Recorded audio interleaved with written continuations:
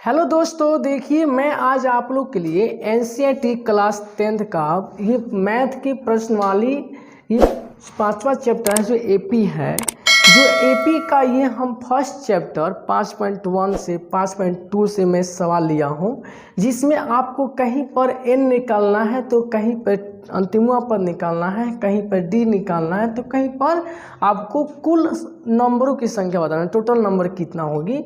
तो इस तरह से आपको ये मैं 5, 6, 7 क्वेश्चन जो दिया हूँ जो आपको बोर्ड पर दिखाई दे रहा होगा।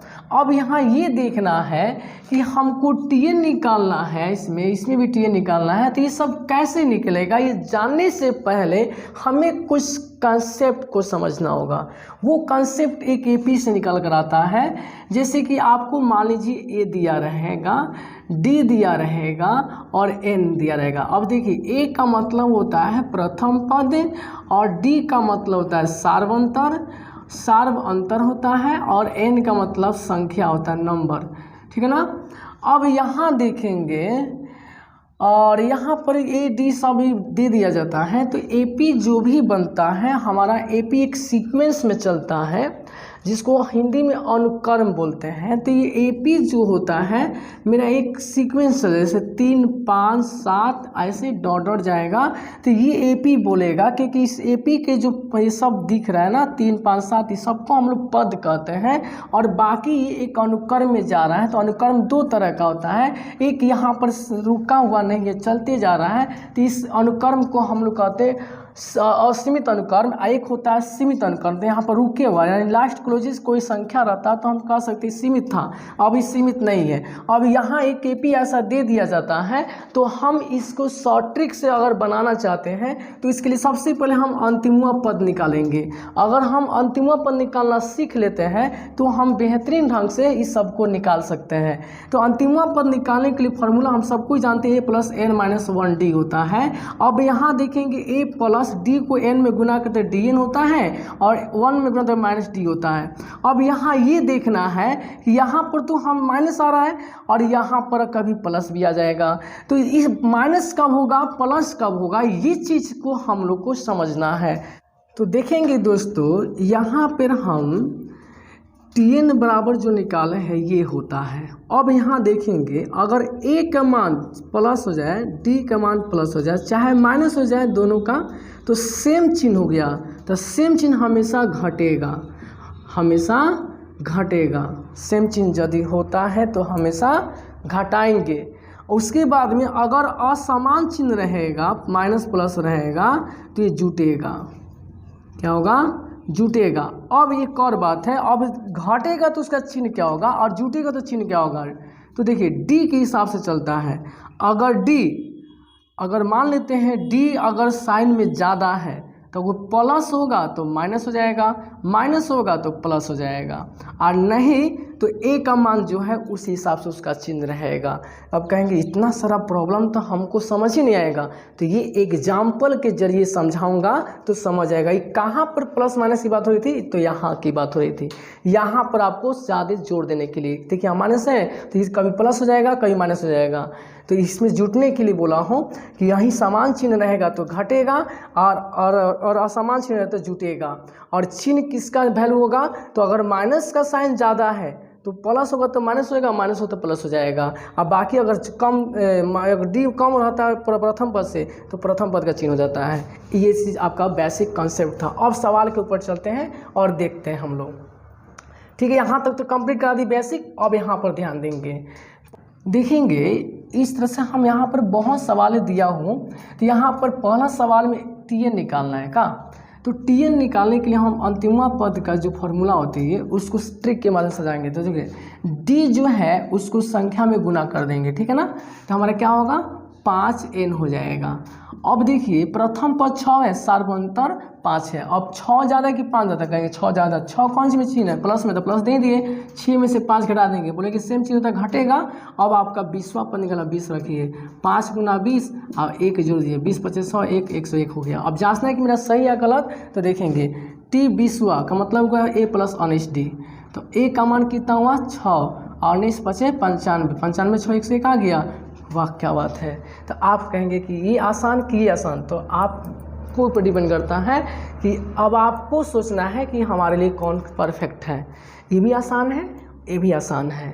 ये आपको समय बहुत कम समय में बहुत ज़्यादा क्वेश्चन को डील कर सकता है, अगर प्रैक्टिस हो जाएगा तब। तो प्रैक्टिस आपको ना करना है, कर सकते हैं।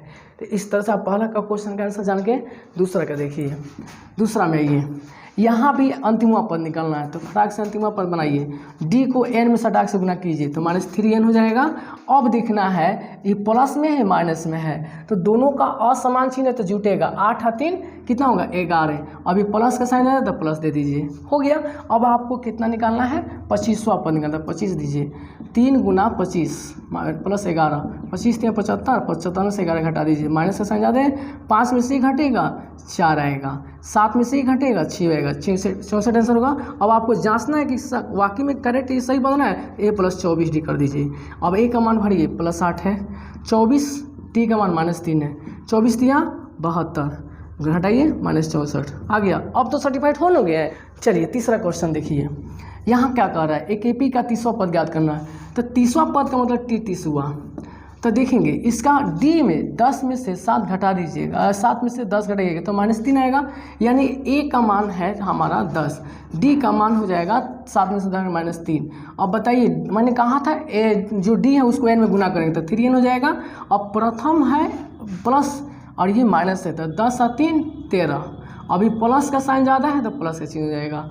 30वां पद निकालना है तो 3 गुना 30 + 13, 30 3 90, 90 से 13 घटा देंगे कितना हो जाएगा 77 हो जाएगा। करेक्ट आंसर होगा 77 इसका। चौथा देखेंगे, यहाँ अंतिमवा पद दिया है, ये अंतिमवा पद दिया है 3n - 7, बोला है 20वां पद बताइए। डायरेक्ट 20 रख दीजिए, 3 गुना 20 - 7, 20 3 60, 7 में से 7 घटेगा 53 हो गया। अब निकालना है a का मान, a का मान निकालना है तो 7 में से 3 घटा दिए 4, माइनस ज़्यादा माइनस के चिन्ह दे दीजिए, हो गया। d निकालना है ना, तो d का मान यही 3 वाला आंसर हो जाएगा। देखिए कितना सटीक है। इस तरह से आपको समझना है। नहीं समझ में आता है कमेंट बॉक्स में जरूर बताएंगे, फिर से इसका रिप्ले वीडियो जरूर बना दूंगा। तो यहाँ तक आपको 4 तक क्वेश्चन क्लियर हुआ। 5वां क्वेश्चन देखेंगे। 5वां क्वेश्चन एक और आ गया, चौथा नंबर की तरफ 5वां भी है। अंतिमवा पद दिया हुआ है 5n + 3। अब इसमें बताना है a का मान क्या होगा। देखिए a का मान 5 में 3 जोड़ दीजिए 8, माइनस था तो घटाए थे, यहाँ पर माइनस वाला था तो घटाए थे, माइनस का साइन ज़्यादा था माइनस दिए थे, यहाँ पर प्लस का साइन है प्लस दे दिए। अब देखिए d का मान बताना है, तो n जो संख्या में गुना किया रहता है वही d का मान आता है। तो यहाँ 5 है, यही d का मान 5 हो गया। कितना हार्ड सवाल है ये। देखिए इस AP का संख्या बोल रहा है, तो देखिए a का मान 7 दिया है, d का मान 13 में से 7 घटा देंगे 6 आ जाएगा। अब हमको अंतिमवा पद दिया है 205। अब हमको n बताना है, तो 205 में से 7 घटा दीजिए और 7 बनते से भाग दे के 1 जोड़ दीजिए। 15 से 7 घटेगा 8 आएगा, यहाँ बचेगा 9, 1 6 से भाग देंगे तो 6 3 का 18, 6 का 18 यानी 34 आ जाएगा। इस तरह से n का संख्या निकल गया। इस तरह से 7 भी सेम टू सेम ऐसा ही बनेगा। देखेंगे कहीं दिक्कत होगा तो कमेंट बॉक्स में जरूर लिखेंगे, नहीं तो मैं मिटा रहा हूँ आगे 7वां बनाने के लिए, ठीक है। तो देखेंगे यहाँ पे 7वां नंबर सवाल कैसे बनेगा। 7 नंबर जो सवाल है, यहाँ 80 और 250 के बीच में 6 का कितना गुणज होगा, ठीक है ना। तो 80 तो 6 से कटता नहीं है भैया, तो हम कितना लेंगे 81 लेंगे। 81 भी 6 से नहीं कटेगा। 82 लेंगे, नहीं कटेगा। 83 84, 84 6 से कट जाएगा। नहीं 84 भी 6 से नहीं कटेगा। 8 4 12, हाँ कट जाएगा। ऐसे 6 एकम 6, 6 चौका 24 यानी 84 कट गया। तो ये होगा a का मान। अब उसी तरह ये 250 जो है 6 से नहीं कटेगा। 6 चौका 24, 1 आएगा 0। अब यहाँ पर हम इसे कम रखेंगे, डाउन करेंगे ना, तो यहाँ पर अगर हम 1 के जगह पर यहाँ पर 1 आएगा, यहाँ पर अगर हम 2 रख देते हैं, 2 तो ज़्यादा हो गया, तो यहाँ पर हमारा 1 आ रहा है 10 आ रहा है, यानी 250 से कम 249 ले लीजिए। तो 6 चौका 24, ये तो कट जाएगा, यानी 6 रखेंगे तो आ जाएगा। 6 से 6 कम 6, यानी अंतिमवा पद का मान जो है वो मेरा हो जाएगा कौन सी 246।